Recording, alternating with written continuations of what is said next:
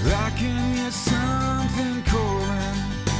It's calling me every day. If taking a chance is a crime, then I've got hell to pay. I've been walking the streets in my mind, trying to find a new day. Keep on searching until I will find, until I find a new way. I'm gonna say something, I hope you don't mind. It's time to rearrange. I walk round in circles, I'm going nowhere. It's time to make a change. Peter Drucker, often known as the father of modern management, warned that the greatest danger in times of turbulence is not turbulence, it is to act with yesterday's logic. Leadership is broken, billions are spent on development, yet disengagement is at an all-time high. Companies preach honesty and transparency, but too often these are just empty words. My guest today, Paul McCarthy, is someone who challenges the status quo. Having worked with nearly 100 organizations worldwide, he knows firsthand why most leadership programs fail. In his book, The Fired Leader, Reinventing the Future of Leadership, Paul introduces a bold framework to redefine leadership for the modern era and is here to share what's wrong with leadership today and, more importantly, how to fix it. So, Paul, welcome and thank you so much for joining me today. Really looking forward to this. Thank you, Charles. It's really good to be here. And just looking at your background, actually, I'm looking at some of the legends of music like Jim Morrison, Jimi Hendrix. I can see, and they and themselves were rebellious. They were troublemakers. They were different, and they were shit disturbers.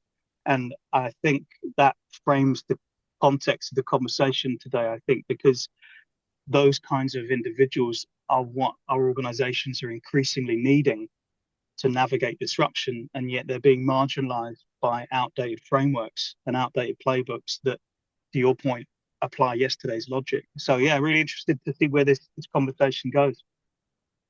Well, we're off to a great start. The fact that you're referencing some of the legends here behind me, and obviously you can see my love for music and that type of culture. I'm even more excited. So Paul, it seems like more and more today leadership is failing, and maybe more importantly, or more disturbing, I should say, is it seems like few are really willing to talk about it. What do Mm. you see as the biggest leadership failures today, and why is there so much reluctance to address those failures? Yeah, I think the single biggest failure is that, as I just hinted in the introductory paragraph, as I just outlined, the playbooks that we use are not keeping up with the demands of the future in terms of how leaders and non-leaders, so every person in an organization, how they need to be identified, recruited, onboarded, and developed. Because ultimately, if we don't adapt with changing times, then things like disengagement, productivity dips, morale issues, and ultimately turnover then start to manifest in organizations. So I think the ultimate failure is we just haven't yet accepted wholeheartedly that the way we've done it up until now hasn't really worked. And there are lots of reasons in there for that, Charles. I think one of them, and people that know me and followed me for the last 6 years will know I speak about this quite vividly. There's this theme that we don't really talk about in leadership, and it's called the hypocrisy of leadership. So very much we say one thing and do another. And really, what gets in the heart, in the way of addressing this, is unfortunately our egos.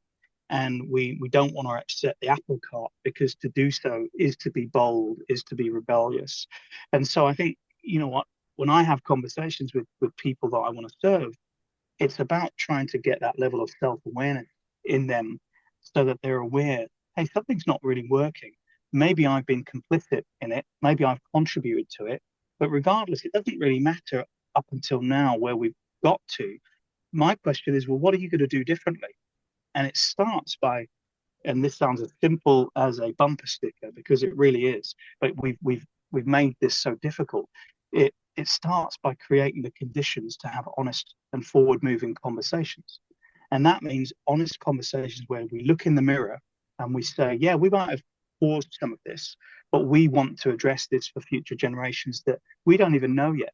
So how do we leave, how do we leave the state of leadership in a better position for future leaders? Who, by the way, I could drop all sorts of research and statistics if we went down that path. They don't want the way we've done it up until now either. So they're not going to join or stay at your organization as long as you have outdated playbooks. So the talent train is moving on, and they're just not going to look at your organization. And that has all sorts of ramifications for the economy and for the ability to generate ROI from products and services that they sell. So this really is quite a systemic issue, and it's one that very few people have talked about, Charles, until relatively recently. And that's only because I think what I call the largest global human capital experiment in history, COVID, was an accelerated lever. However tragic COVID has been, it's been the lever to start to have some of these conversations about outdated systems and structures and playbooks.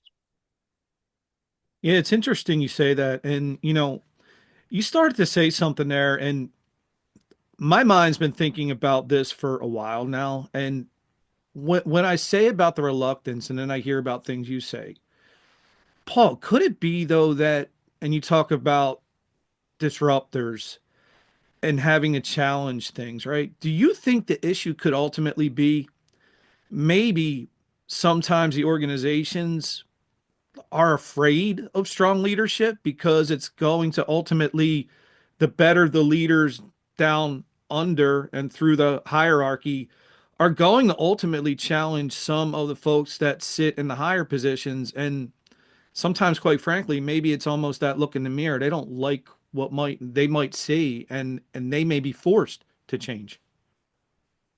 Yeah, there's a lot in there around the way that we design organizations. And we've we've we're probably similar ages, and I imagine a lot of listeners are used to working in quite matrix driven organizations, where you have the classic racy and the hierarchical approach. Well, I'm here to say that those kinds of organizational structures, whilst they will continue, they are slowly dying out.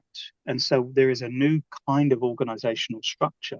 You may have heard of Frederick Laloux's work and teal-based organizations, which essentially is self-managed organizations. Now, that means we try to eliminate hierarchy. We look at allocating roles and leaders according to their experience and their skill set, rather than, did they go to the partners' luncheon and laugh at the right joke kind of thing in order to get promoted up the wheel.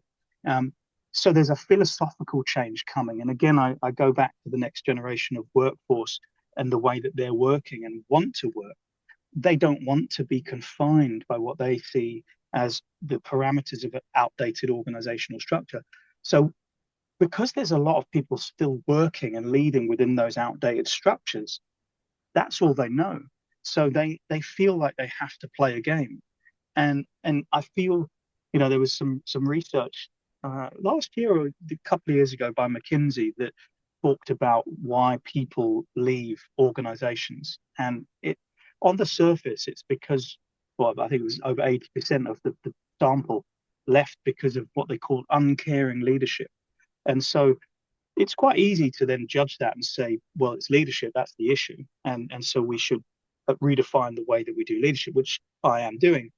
But then there's a deeper question, which is saying, what are the parts and the roles that we feel that we've inherited that we need to play in a system that's broken? So in one sense, the uncaring leaders are just playing their part. And then if you meet them outside of that work, they can be the nicest of people. Now, that's not always the case, as we both know. But what I'm saying here is I think it's the systems that we've created as people that have almost become dysfunctional to the extent that they keep us contained in various boxes and make us not feel like we can break out of those boxes. Because when we do, we're marginalized, we're discredited. I mean, I already talked about Jim Morrison and Jimi Hendrix there. And I also see Pink Floyd over your right shoulder. these people back in the day, they were known for upsetting conventional status quo. But now, if you look at their music, they're legends. Their music is perhaps some of the most downloaded in history. And what I'm saying is, why wait until after the fact to have the conversation about the elephant in the room? Why not be that change? I know it sounds cliche, but be that change that Gandhi talks about that you want to see. And so organizations they are comprised of humans and they are living entities. So again, all the research out there and the statistics and the trends are showing that that's the way we're going. So this whole idea of feeling threatened and having a hierarchy and not being able to speak out, the very nature of change is taking us down a path where those systems are going to become more and more antiquated, and they are going to become more visible to the job seeker to say, do I want to work in that kind of environment, or do I want to work in an environment where I'm celebrated? No hierarchy, no job titles. All I'm based and judged upon is my talent and what I can bring to the organization. And one other thing, and then I'll let you kind of move on to whatever else is on your mind. More research is showing that people, if their individual purpose does not align to the organization's purpose and their sense of values, that they won't either join or stay at the organization. And if they do join, they'll probably be leaving within the first 12 months, which has all sorts of other ramifications from a recruitment perspective.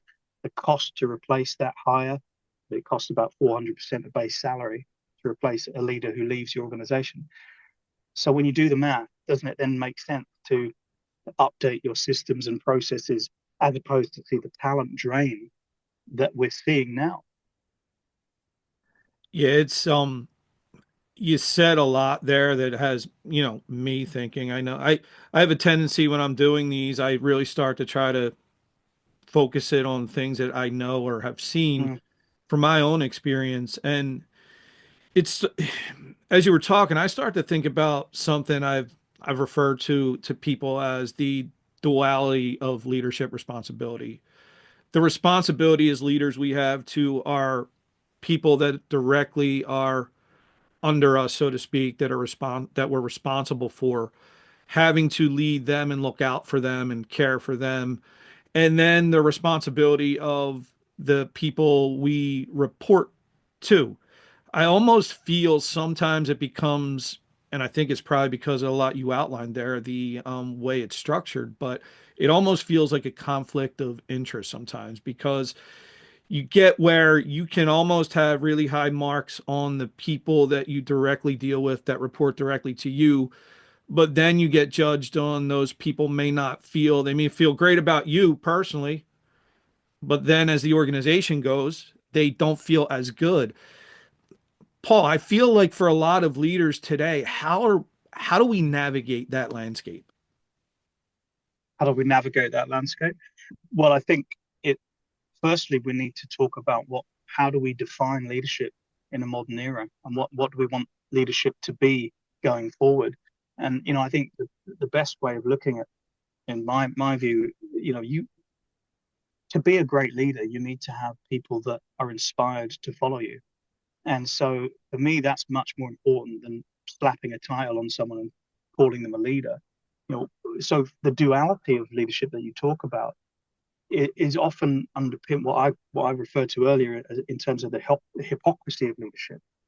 And so, we I have never seen an organization to date that doesn't have organizational politics or political dynamics running through its veins. And yet, you tell me how many leadership programs in the world ever talk about navigating political dynamics or organizational toxicity, from INSEAD to Flown to HBR, none of them.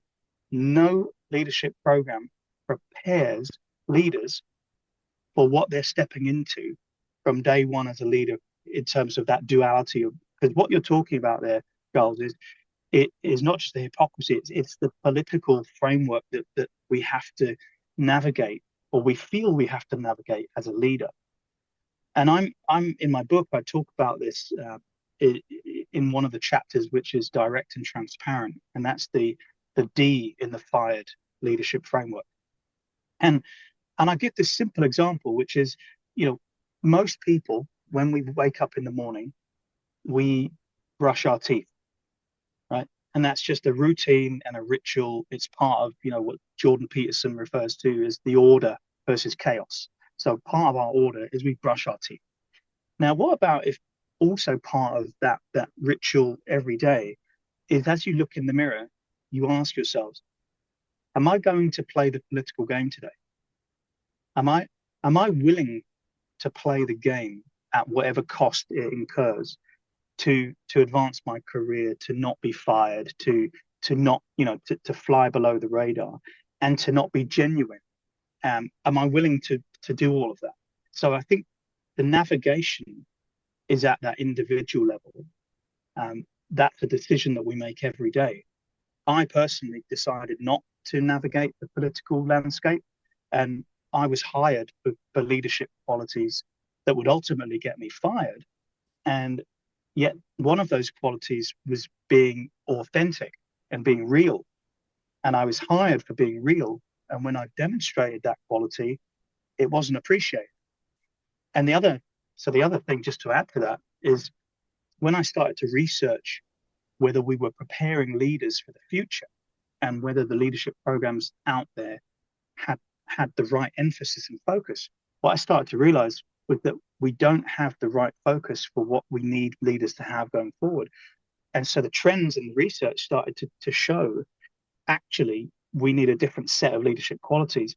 And one of them, to localize it to this segment of our conversation, is the ability of leaders to be increasingly genuine and real and authentic.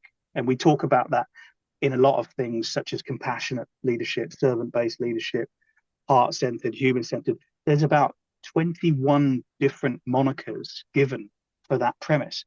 But why is it when we then display that in organizations, and you talk about it quite nicely with the duality there, it's like you have more than one master that you have to keep happy. Why is it that that sense of authenticity is not valued, even though it says it is? And so I think there's an individual lens, there's the organizational lens, and then there's the system lens. And I think, just to remind listeners, we're at the heart of this. We get to choose how to show up. So if there's politics in an organization, it's because it serves some people in some way. But again, organizations of the future and leaders of the future, they don't want that. They don't want to have that kind of environment that they come to work in. It's toxic. It leads to disengagement. It leads to mental health challenges, burnout, and it leads to impact on your clients and your alumni. And it has all sorts of financial costs, not to mention mental health costs and moral costs. Fascinating stuff. As you talk through that, it's like, you know, I feel I've been pretty fortunate. I've had some really good leaders that I've had the chance to learn from and follow, and I think they've made a really good impression on me. Unfortunately, I hear stories and see where people aren't as fortunate. And you know, you started to mention about the cost, and I think, and by the way, I want to give a plug here. Your website, which will be in the show notes, people do should check out your website because there's a lot of that really good information up there. But one figure that I saw on your website associated with cost was, I think it was Paul, 7 trillion lost each year due to disengagement.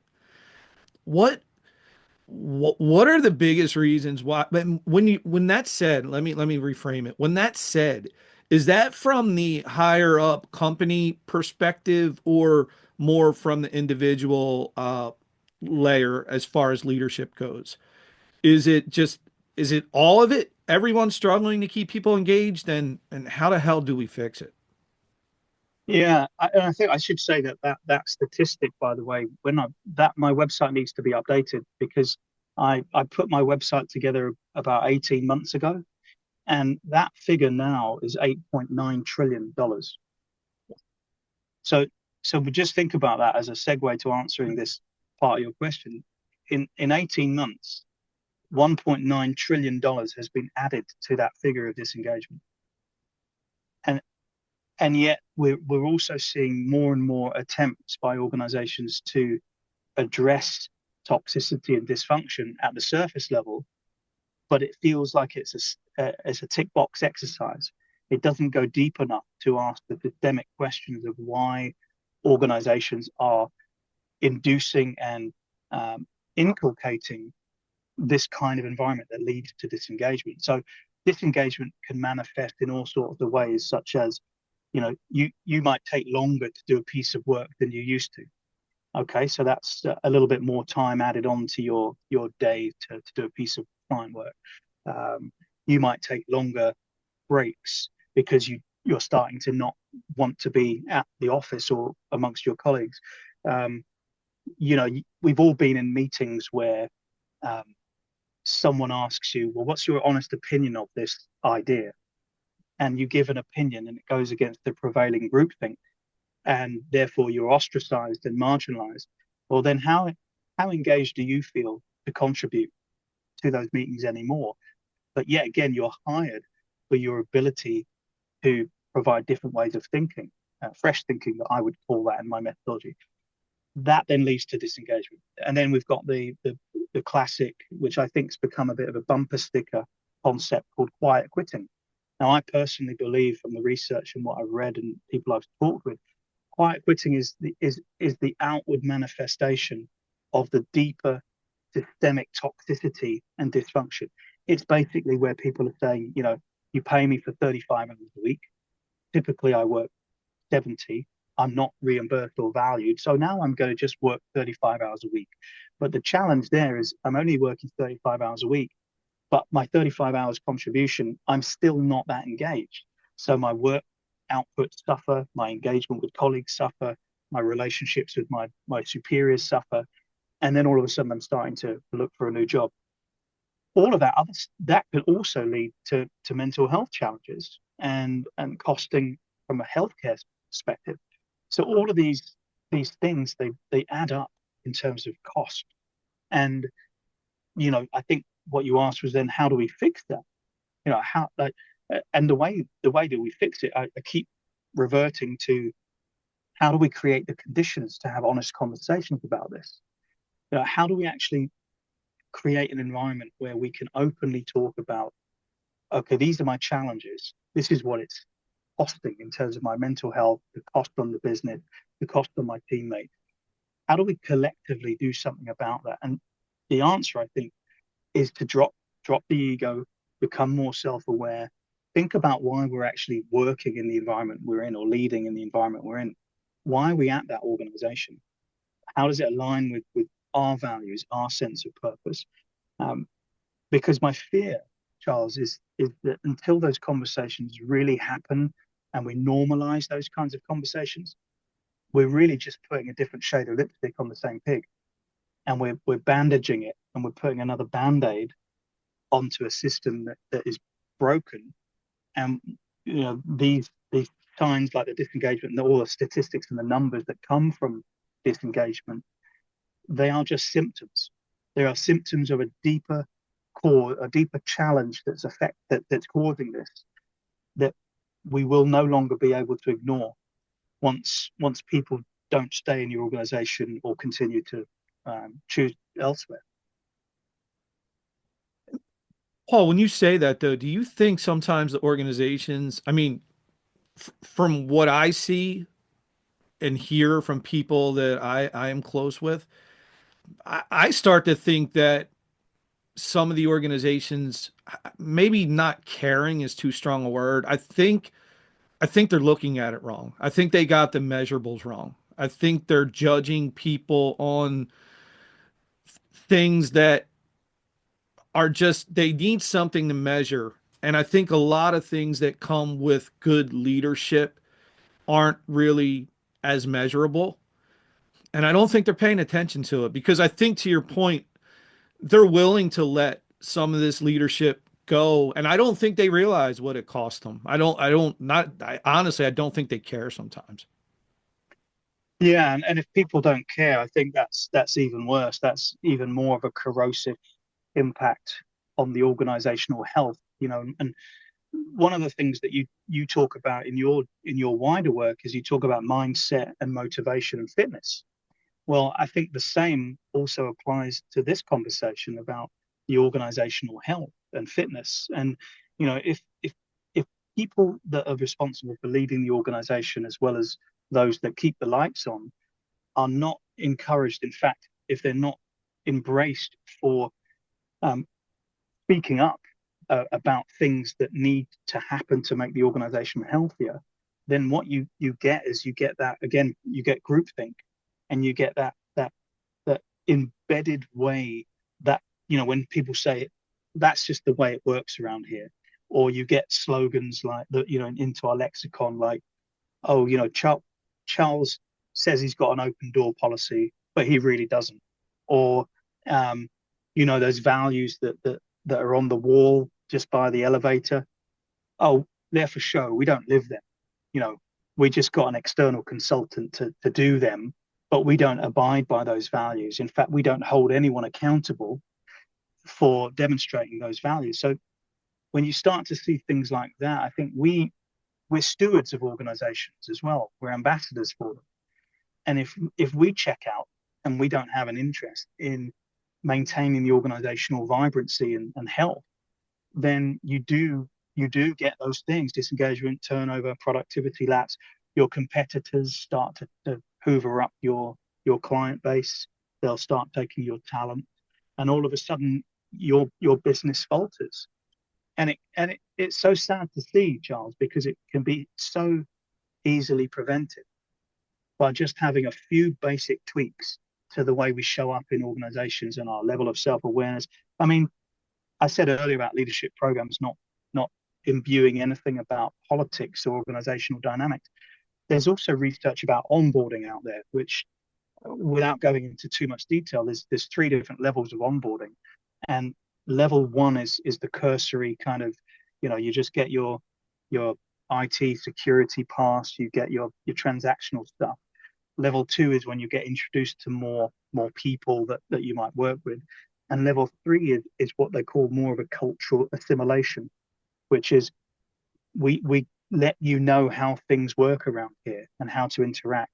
Now, that's the optimum, that's the ideal way to onboard, because once you do that, then you have a higher chance of retaining the talent if you have a proper onboarding process. I think in the research that I include it in my book as well, the majority of organizations today just have level one onboarding, which is basically, why do you bother coming into an office to get an IT security badge and your password set up?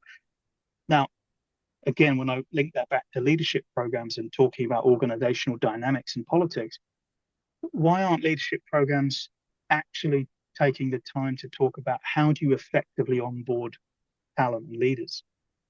And why aren't they focused on talking about the challenges that they'll run into and how to address them? Because if you do that, what you're doing is it's warts and all. You're opening up the kimono, but what you're doing by opening up and being so vulnerable is you're increasing the chances of people wanting to stay at your organization, because you're not selling them something that doesn't exist, that just exists on a brochure. You're selling them the reality of what it's like to work in the organization. So I think everybody who joins an organization has a responsibility to keep that organization healthy and fit. So let me ask you this, your opinion, because I think as leaders in today's culture, we experience, I think sometimes when you mention the attrition, I think there's attrition where somebody wants to leave the organization, but I also think there is attrition, or in some cases it's looked at negatively, lack of attrition, where people internally don't want to leave the internal organization they're part of. I feel like sometimes that gets looked at as a lack of people development, when sometimes the reality of it is leaders are creating that culture where people want to stay and remain part of that organization, and they don't want to pursue other opportunities within the larger organization.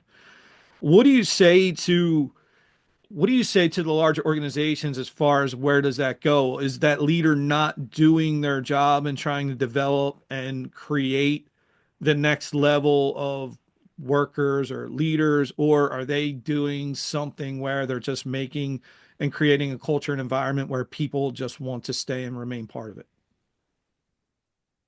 I I was telling you about my connectivity earlier. I kind of that was a moment where I just missed quite a bit, bit of No, no, bit of no, that. no worries. I'll try again. You talk about attrition. I think when it comes to attrition, there are times where people leave the organization and pursue outside opportunities, but then there's also internal attrition where there's internal opportunities within the larger organization.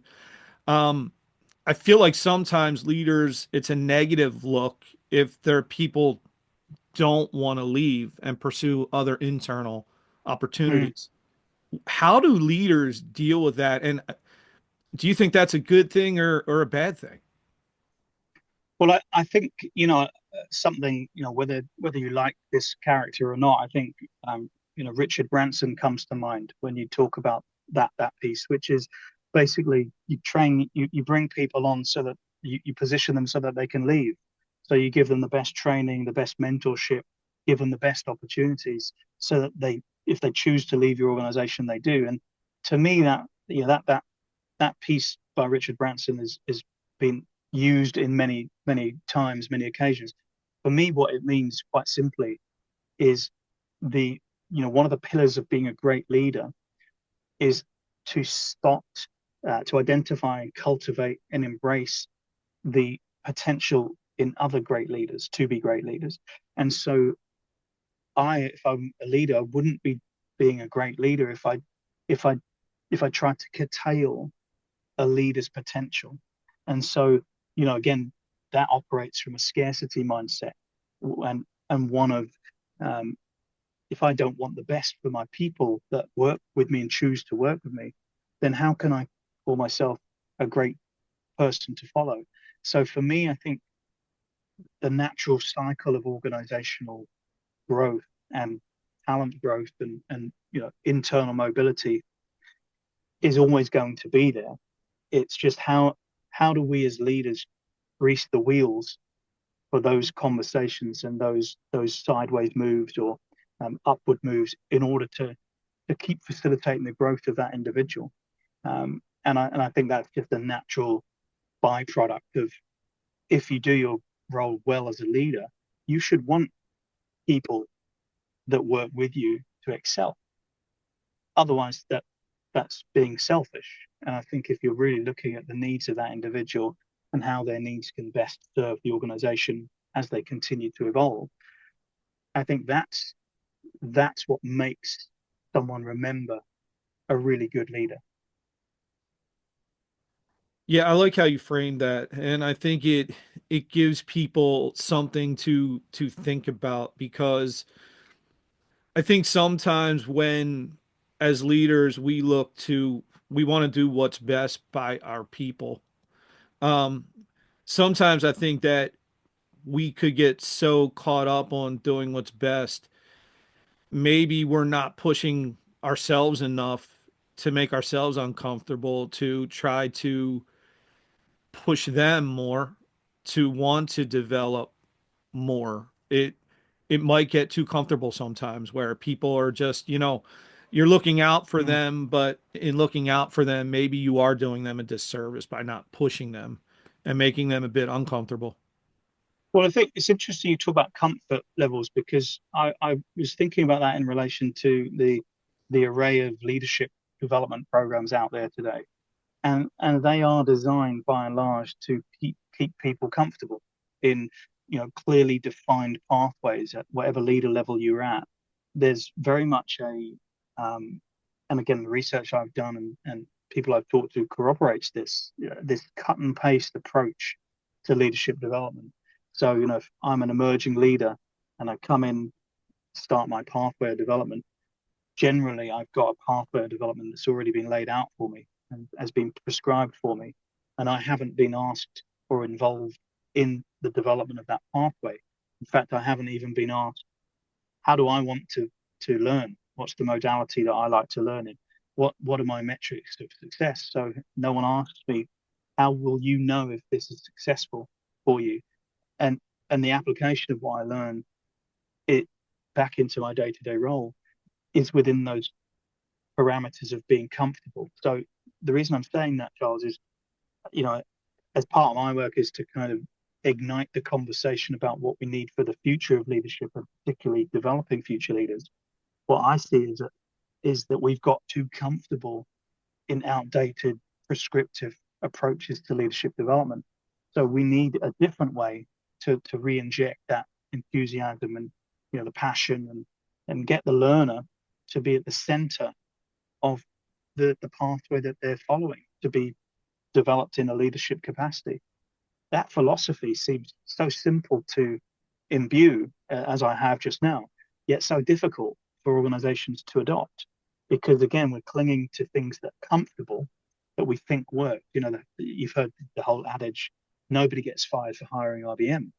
Well, actually, models like that and those that I've worked with very much churn out the same kind of approach to solving client needs. And they're all good in their different ways. But my point is, we feel comfortable with what we think is tried and tested. But those tried and tested approaches, as I mentioned at the top of this conversation, no longer fit the world that we're in, no longer fit what people want. And if we don't address that delta, then we will not maintain competitive advantage in organizations with the right kind of leadership that we need for the future. So I think there's discomfort in growth, and that discomfort leads to something that we ultimately need, but we still get stuck with the fact that it's uncomfortable. We don't want to venture outside of our comfort zone. So, Paul, so the takeaway, you're speaking with an organization. What's the big takeaway as far as we talked a lot about the attrition, the costs of not finding the leaders, keeping the leaders? At a high level, how do you frame that conversation with an organization who it's been tried and true? They think they got it right, but in reality, they're not putting the value on the appropriate things. Maybe they're the intangibles. What are some of the things you say to try to help organizations understand this, and not just understand it, but maybe really put a bullseye on it so that it kicks them right in the ass? Yeah, I mean, in organizations, there's cultures and there's subcultures, and when you ask someone for feedback and what they really think, they'll give you the answer that they think you want. And so I call it, I say, what about the water cooler moment? So if you could ask someone around the water cooler, hey, what's it like to work in this organization, Charles? What's the leadership development like? What really are the issues? People will tell you the truth around the water cooler. So for me, it's about how to facilitate those conversations by, you obviously can't be that fly on the wall on the water cooler, but how do you broker situations where you, again, create the conditions for honest conversation without any repercussion? Because there's a fear and a distrust that echoes and kind of, dons the corridors of the C-suite when there's an engagement of leaders and those below leader level. And no matter what money you throw at, bringing consultants like me in to talk about trust and building values and guiding principles and ways of working together, unless you have set the foundation right at the outset at every level of your organization, that we have created an environment where we want to know what's important. And that means sometimes it can be uncomfortable for us to hear. That's what I think the message is for those people that are sitting in offices that think, the employee engagement scores are fine, our attrition isn't too high, we're making ends meet. But why don't you try and walk in the shoes of those that are in the environments that are doing the work, and create the environment to get real feedback from those people, because that's what's going to give you the pulse of the organization. And I was talking to someone the other day about a similar topic that the average C-suite tenure is between 14 and 24 months. So when they come into a role, they're in troubleshoot mode. They're in their mode that they want to get a certain number of things done. Now, that mentality isn't congruent with what I've just said around, creating the environment to listen. But the other trend that we're seeing, and I've alluded to it throughout the conversation a few times, is that we're seeing much more talent movement in the sense of people are going to join and stay organizations where they believe in the purpose and where their alignment between their purpose and values is very key. And so one of the things I would advise people that are really people have to have the appetite. Change happens by two ways: either the individual choice or an emotionally cataclysmic event that forces us to change. Now, in the way that we've structured organizations and our approach to leadership so far, with using outdated approaches, it's often the cataclysmic events that force the conversation to change. And so my advice is, rather than go down that path, just start small with different pockets of your organization and genuinely ask people for their feedback and input about what it's like to work. Why would they want to leave? What would make them want to leave? And do something with that data. Because here's the other thing: when all these engagement surveys and everything that I've been involved with my clients over the years are pulled together, very little is done with the outputs. Because to do something with the outputs, it means to admit that we have a problem. And again, that's a face-to-face in the mirror thing. And if we are unable to do that, or unwilling, because we're always able, it's whether we're willing, whether we have the appetite. So I would say, it's the old adage, and then I'll be quiet. I can tell you from 100 times that touching that stove will burn you. And yet people may not listen because they want to experience it themselves. And then when they do burn themselves, then they have the appetite to address not getting burned again. So in one way, I guess what I'm saying quite sadistically, Charles, is let organizations fail. Let leaders fail in the current system. Let their heads be on the chopping block for high disengagement, high turnover, lack of client outputs, losing to the competition. Because the language that we speak in business today is one of ROI, P&L, money. But the future is telling us it's going to be purpose, values, authenticity. And so there's a bit of a delta here. And so there's a shock treatment, which says let organizations experience those cataclysmic events and then talk to them about what do they need to do differently to prevent that in the future. Yeah, I think I think it's needed. And what you mentioned about the tenure of the typical C-suite, as you said it like hit me like a ton of bricks. I'm like, that's pretty much what I'm used to throughout my now 20 plus years in doing what I do. That's what I see. That was really interesting. Paul, as you were talking, I kind of want to end on this note because I was thinking about this and kind of want to get some dialogue with you and your opinion. Do you think that maybe where as organizations it's getting it wrong? You talk about alignment of purpose. Do you think that sometimes organizations, regardless of industry, sometimes it's really impossible to get very granular as far as purpose, right? Because sometimes it's beyond the person doing the work.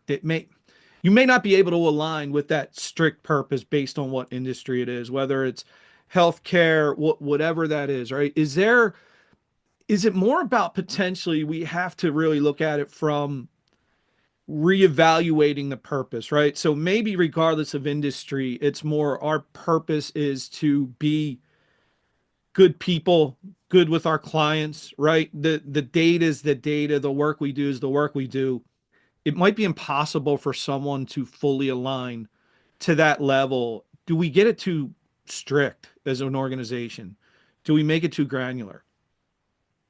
Well, I think there's a buzzword around purpose these days. It's become almost a hashtag movement in itself.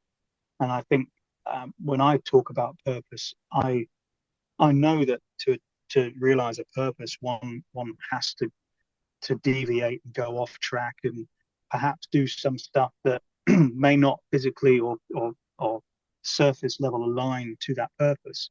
And I think the strictness or the being prescriptive in saying, right, I'm not going to do that because it doesn't align to my purpose. I don't think that's enforceable. I don't think that's there are always things on the path that will make us question our purpose. And I'm a believer in actually reevaluating purpose. So on a regular basis. So, if you as an individual and as an organization, I think, twice a year, it generally to reevaluate, am I still on alignment with my purpose? Has it evolved? Because it can evolve and it does evolve. And I think there's this mantra that says, right, if I found my purpose, it has to be like that, and there's no deviation. I don't think that's the case at all. I think you evolve, we all evolve as humans down the path that we lead, and purpose is the same. And I think, the thing that unites people around a purpose is they can relate to something in that, and as long as you can do that and your values still align. So, for instance, making this real, um, if I'm speaking about not wanting to support organizations that um, don't think there's an issue with their approach to leadership, then would it be aligned to my purpose and energetically, to go and speak to them about trying to convince them that there is a real reason why they need to listen to what I'm saying and advising? No, I wouldn't, because I've made a decision that I don't want to align with organizations that don't see or understand at that first level of awareness that there is a challenge. Because energetically, I'm in my 50s, and I need to choose where I go with my energy. So in a real case scenario, my purpose is taking me down a path, no matter how lucrative those other opportunities could be. I know ultimately at the end of the day, the end of that project, it's just going to be a report that gathers dust that sits on a shelf. So my purpose tells me, actually, I want to work with more progressive organizations where people are starting to wake up and they're aware of the issues. They might not be aware of how to address them, but there's that fire in their belly, and that aligns with my purpose. And so, is the course to get there smooth? No, it's going to have a lot of deviations along the way, and questioning of that purpose. But I guess there's a grounding. There's a deeper grounding in what I refer to as purpose.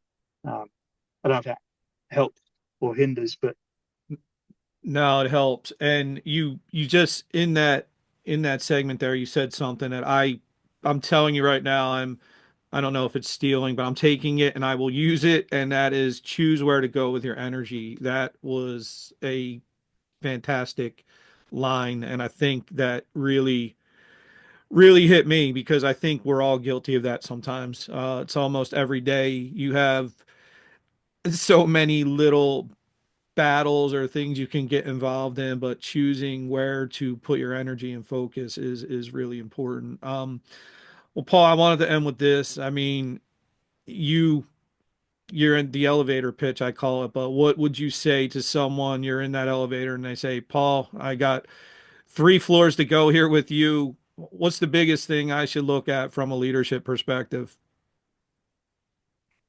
I think the thing to look at is, are you future ready?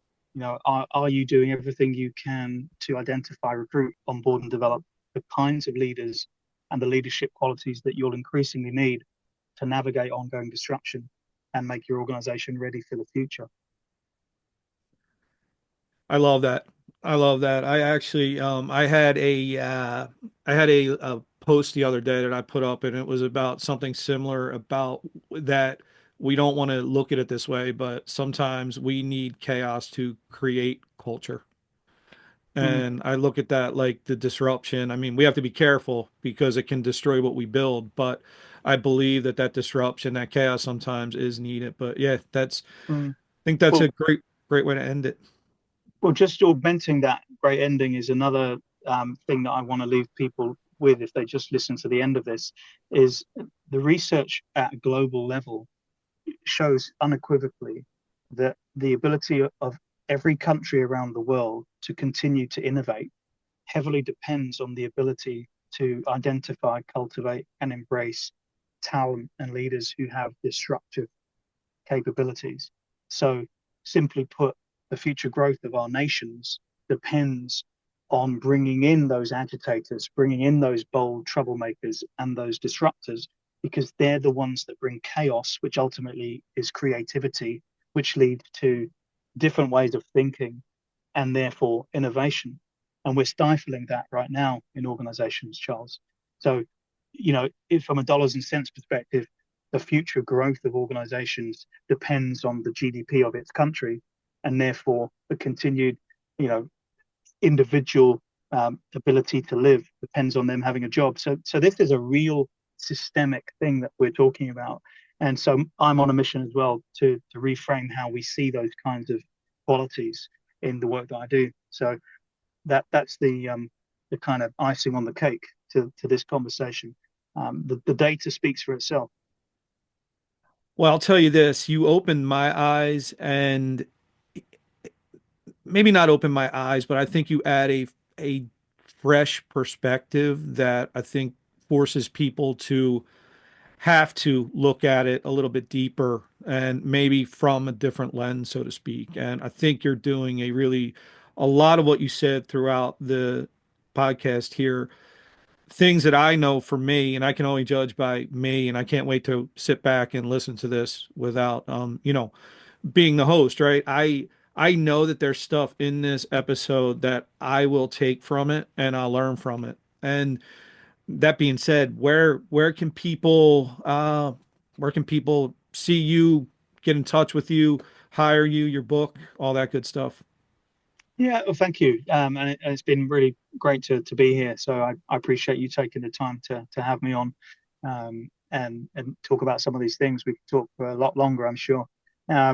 Yeah, my website, paulmacleadership.com, is an obvious place. You can also find me on LinkedIn, Paul McCarthy, and I'm quite visible on LinkedIn. That's the main platform I use. And obviously I'm connected with one of your other guests, Neil Jerd. So my work's on his platform as well, Leader Connect. But they're the main ways at the moment to find me. I'm always welcoming of conversations, and I get a lot of people contact me, just to kind of thank me for the work I'm doing, and that's a real humbling experience because it fuels my purpose as to why I started this whole path. So yeah, anyone wants to reach out, please do. Well, Paul, you're doing a great job. And like I said this to Neil the other day. I said, sometimes I have to pinch myself because I find myself fortunate that I get to interact and connect with people like yourself. So I am humbled and grateful for that. And I really do believe that people will get a lot out of this episode. And hopefully it's the type of episode that they pass along, and maybe it starts to even make its way up the chain, so to speak, and into the hands of people that may need it even more. So again, thank you so much, Paul. Really appreciate it. Likewise. Thank you, Charles. Well, thanks everybody. Please check out Paul. Thanks for all your support. Please keep tuning in for the Bare Essentials. Looking to have great guests in the future like Paul. So thanks everyone. This has been the Bare Essentials. Thanks for listening. And remember, never hibernate on your goals.